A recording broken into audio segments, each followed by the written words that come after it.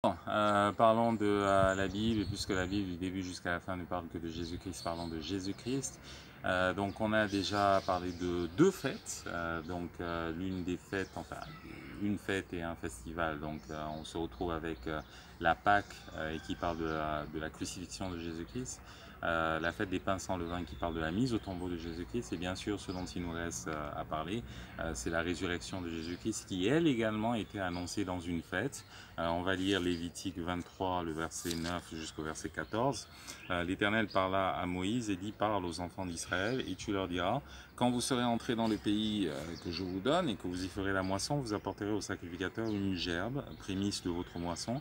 Il agitera de côté et d'autre la gerbe devant l'Éternel afin qu'elle soit agréée.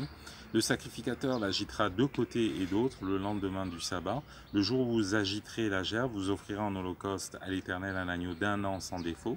Vous y joindrez une offrande de 2 dixièmes de fleur de farine pétrée à l'huile comme offrande consumée par le feu d'une agréable odeur à l'Éternel. Et vous ferez une libation d'un quart de hin de vin. Vous ne mangerez ni pain, ni épis rôtis ou broyés jusqu'au jour même où vous apporterez l'offrande à votre Dieu. C'est une loi perpétuelle pour tous vos descendants dans tous les lieux où vous habiterez. Alors, on va continuer jusqu'au verset 15. Depuis le lendemain du sabbat, du jour où vous apporterez la gerbe pour être agitée de côté et d'autre, vous compterez 7 semaines entières. Vous compterez 50 jours jusqu'au lendemain du 7e sabbat et vous ferez à l'Éternel une offrande nouvelle.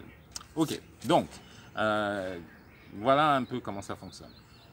Le 14e jour du mois de Abib, ou de Nissan, bon, les deux sont acceptés. Ce qui se passe, c'est que vous avez l'agneau qui doit être immolé. Ensuite, le 15e jour, donc qui commence aux alentours de 18h, on se retrouve avec un festival, donc le festival des pains sans levain qui va durer pendant 7 jours, du 15 au 22 du mois de Nissan. Et maintenant, ce qui va se passer, c'est que comme on est en train de parler d'une semaine, il y a toujours un samedi qui est inclus dans la fête et il y a toujours un dimanche qui est inclus dans la fête. Le dimanche en question, on va présenter donc les épis, c'est ce qu'on appelle la fête des prémices. Okay, et donc à partir de ce dimanche, on va compter 7 semaines. Okay, et donc le 7e dimanche correspondra à la fête de la Pentecôte. Alors ça c'est juste pour information et ça concerne donc le verset 15 que j'étais en train de vous lire. Mais là on est spécifiquement en train de se concentrer sur le sabbat qui se trouve à l'intérieur du festival des pains sans levain, qui constitue en fait la résurrection, l'époque où le jour où Jésus-Christ est ressuscité. On en parlera un tout petit peu plus dans les autres épisodes, justement sur cette série en particulier. Donc mort le vendredi et ressuscité le dimanche. Okay, mort le vendredi et ressuscité le dimanche. Donc voilà un tout petit peu. Alors, je voulais vous lire un passage qui à l'époque, j'étais là en train de me dire ouais, pourquoi on en parle. Mais chaque fois qu'on en parle, il y a toujours une raison. Exode 9, 31, le lin et l'orge avaient été frappés parce que l'orge était en épi et que c'était la floraison du lin. Le froment et l'épeautre n'avaient point été frappés parce qu'ils sont tardifs. Il faut bien se souvenir qu'on est toujours en train de parler de récolte. À chaque fête, c'est toujours une récolte. Donc on a la Pâque qui constitue la récolte de l'orge. Avec l'orge, on peut faire du pain, on peut faire pas mal de choses. L'orge en fait se trouve être une plante qui est particulièrement résistante à la chaleur. Généralement lorsque vous lisez dans la Bible il y a des famines. Chaque fois qu'on est en train de parler d'une certaine famine en fait, mais qu'il y a quand même du pain, le pain est fait à partir de l'orge. Okay, donc l'orge représente les vainqueurs. Vous connaissez probablement Apocalypse, je crois 3, verset 21, qui est en train de dire à celui qui sera vainqueur et qui me glorifie, je donnerai, dit le Seigneur, au ciel l'arbre de vie. Alors c'est plus la chanson dont je me souviens, mais il y a un verset dans l'Apocalypse qui parle de ça. Donc on est en train de parler des vainqueurs, on est en train de parler des gens qui vont régner pendant 1000 ans avec Jésus-Christ à la première résurrection des morts.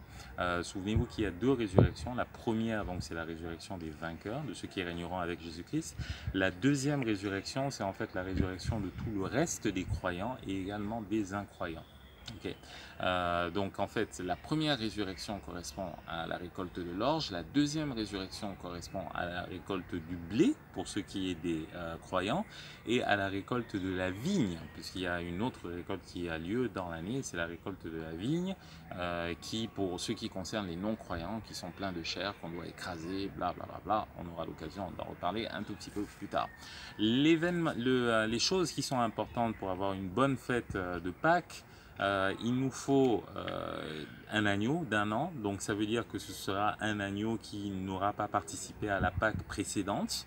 Et puis de l'autre côté, il va nous falloir du lin et il va nous falloir de l'orge. Donc comme on est en train d'en parler dans Exode, vous vous souvenez qu'en fait Exode, à une époque, il y a eu la grêle justement qui est tombée et qui a détruit le lin et l'orge dont on était en train de parler. Et donc en fait, ce lin et cette orge sont importants pour la fête. C'est à peu près à la même époque que ces deux sont en train de sortir. Mais l'orge, c'est particulièrement important. Alors, on peut toujours trouver un agneau d'1 an, bien sûr, mais l'orge, c'est un peu compliqué, hein. Il y a une saison spécifique et la saison n'est pas dictée par la lune, mais elle est dictée par le soleil. C'est la position du soleil qui fait en sorte qu'on arrive à déterminer à quel moment il y aura une récolte ou il n'y aura pas de récolte. Ce qui est un tout petit peu problématique parce que justement, lorsque vous regardez le calendrier hébreu, c'était un calendrier qui était lunaire. Si vous avez 12 rotations de la Lune, donc 12 nouvelles lunes, ça ne fait pas exactement une année. Il faut 365 jours et un quart pour que la Terre se retrouve dans la même position d'une année sur l'autre. Okay, pour qu'il effectue une rotation complète autour du Soleil. En revanche, lorsque vous avez 12 rotations complètes de la Lune, vous avez 354 jours. Donc vous êtes un tout petit peu embêté lorsque vous suivez un calendrier lunaire. Ce qui est en train de se passer, c'est que vous avez 11 jours de décalage. Et parfois, on était obligé de rajouter des jours au calendrier, de telle sorte qu'en fait, on puisse avoir de l'orge. Parce qu'il fallait absolument de l'orge à présenter pendant le sabbat du festival des pains sans levain. Donc ce que le grand prêtre allait faire, hein, c'est tout simplement qu'il allait voir si l'orge était prête. Et à ce moment-là, il venait, et puis si l'orge n'était pas prête, donc on rajoutait encore les autres jours. Si l'orge était prête, à ce moment-là, on pouvait y aller pour le festival, pour la Pâque, les pains sans levain et tout le reste. Alors, ça s'appelle Réchit Ketsivrem, le fruit de la moisson. Donc, la façon dont ça fonctionne, c'est que vous ne pouvez pas manger de l'orge d'une façon ou d'une autre si vous ne l'avez pas d'abord présenté au grand prêtre. Donc le grand prêtre doit dans un premier temps présenter les prémices, ce qu'on appelle les prémices. Il doit dans un premier temps les présenter à Dieu.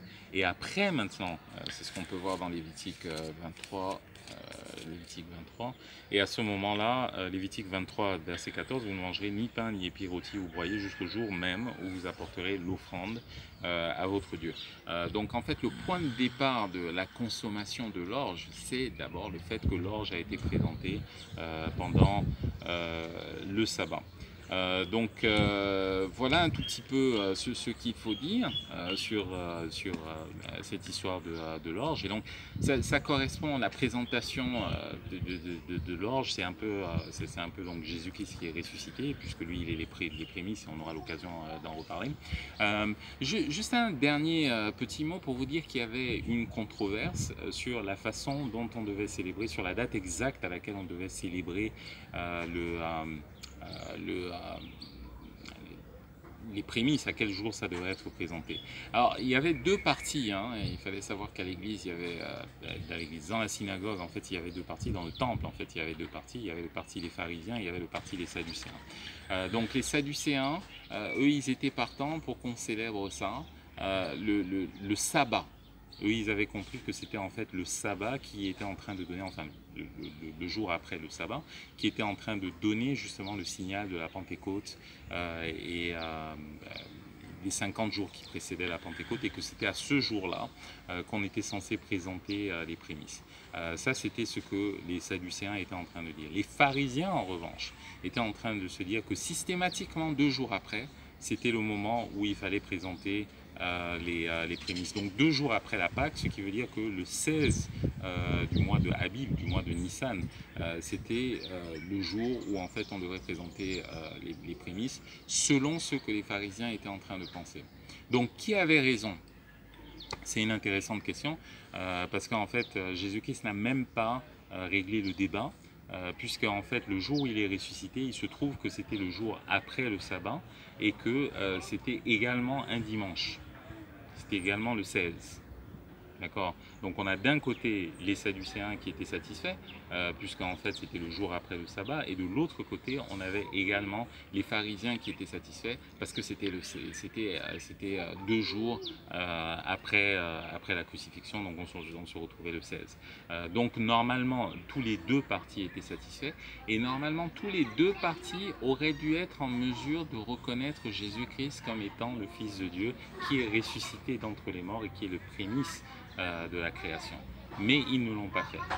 C'est assez marrant l'ironie, Jésus-Christ qui arrive et puis qui est en train de dire je vous mets tous d'accord et je vous prouve que je suis le Fils de Dieu, je vous donne les éléments tant aux pharisiens qu'aux sadducéens pour dire que je suis le Fils de Dieu, mais malheureusement on se rend bien compte que ni les pharisiens ni les sadducéens n'ont accepté de le faire. Donc voilà, écoutez, c'est la première partie, on aura l'occasion d'en reparler un tout petit peu plus en détail.